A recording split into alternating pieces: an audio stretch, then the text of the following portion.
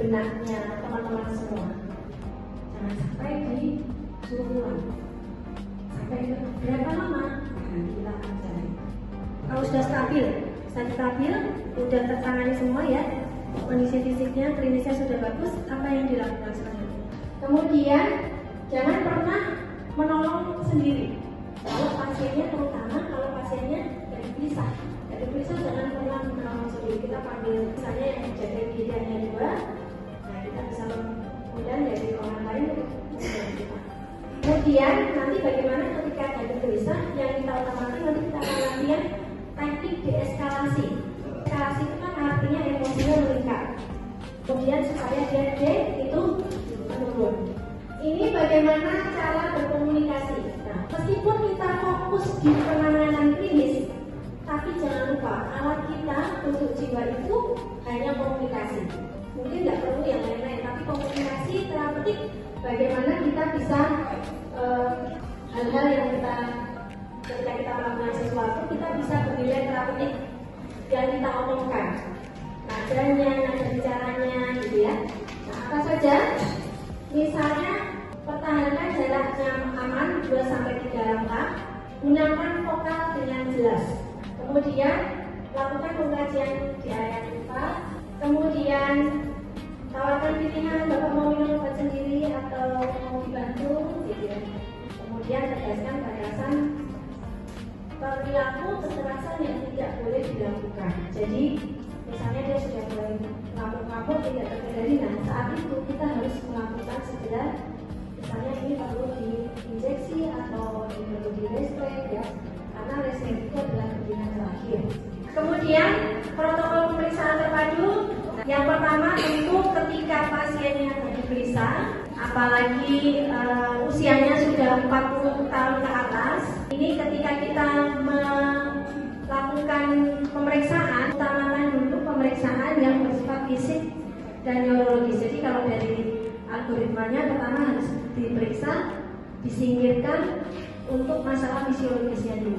Apakah ini ureokreatinnya tinggi misalnya atau hipertensi.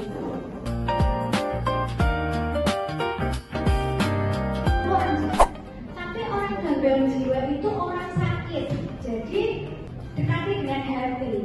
Ini orang sakit, kalau dia nggak waham, dia nggak halusinasi, dia nggak akan mukul orang. Dia orang baik. Nah itu yang terjadi pada pasien. Dia waspada. Pasien yang masuk di Livo itu kan membunuh neneknya ya. Dia itu tulang punggung keluarga. Adiknya sekolah itu dia yang biayai. Mereka bangkrut bakulannya, dia stres, dia gangguan jiwa.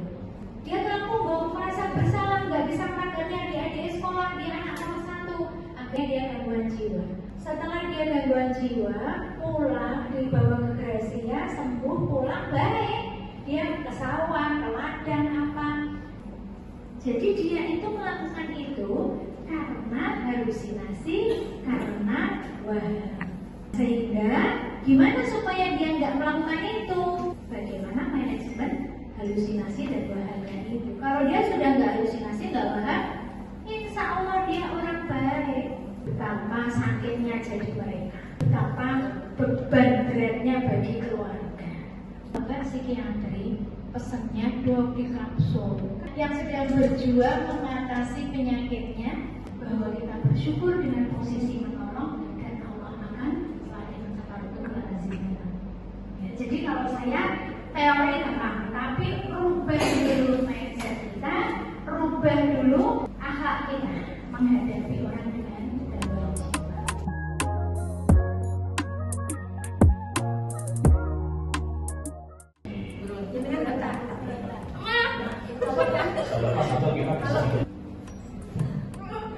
Tapi kalau gini,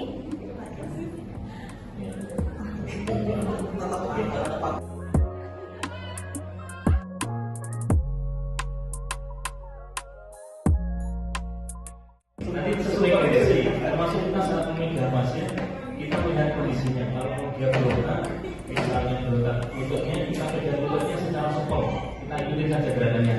Dan kita pegang secara kuat, tidak mungkin kita waspada. gini ya Pak Yogi.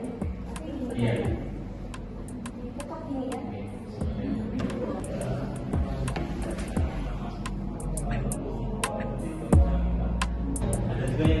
baju tulisan